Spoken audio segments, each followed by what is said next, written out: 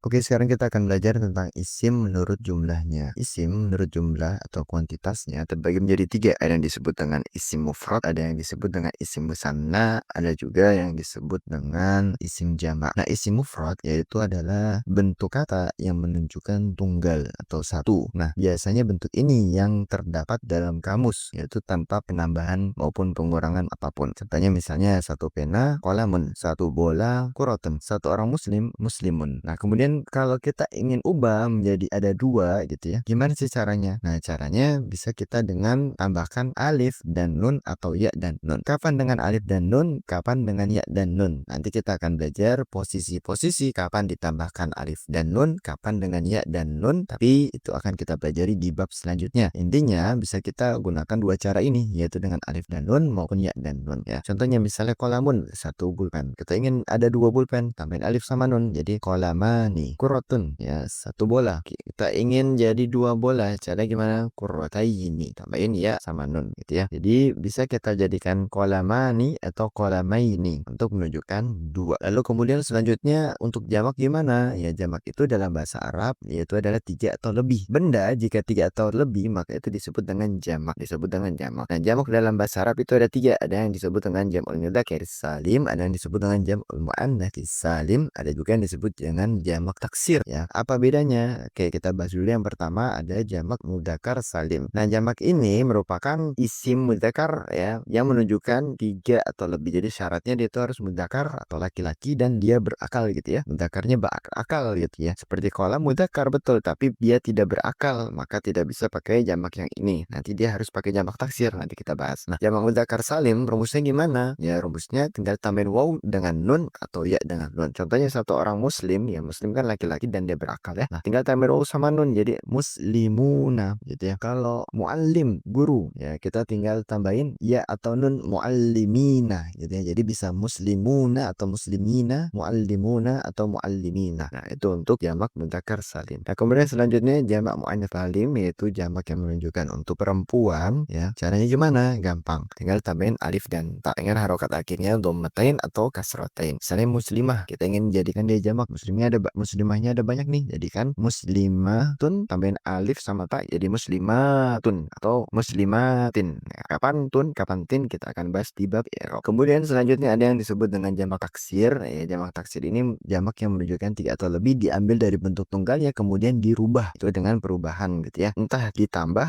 atau dikurang atau dirubah harokatnya ya. Bagaimana kita tahu? Nah, untuk jamak taksir ini dia tidak ada rumus baku. Cara satu-satunya ialah dengan menghafal di kamus. Misalnya ketika kita cari jamaknya buku apa, kitabun, jamaknya apa, ternyata di kamus kutubun. Jamaknya kolam apa, di kamus ternyata aklamun. Seperti itu.